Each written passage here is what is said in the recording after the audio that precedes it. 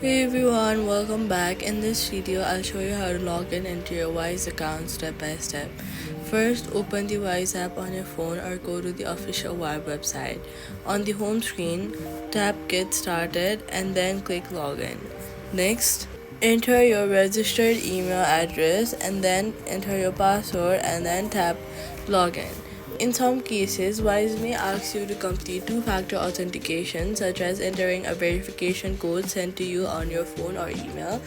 If you've enabled biometric login like Face ID or fingerprint, you can use that for faster access. Once you've logged in, you'll be able to access your account, check balances, and manage transfers. That's how you log in into the Wise account. If this video has helped you, do not forget to like, subscribe, and hit the notification bell so you never miss out on another helpful guide.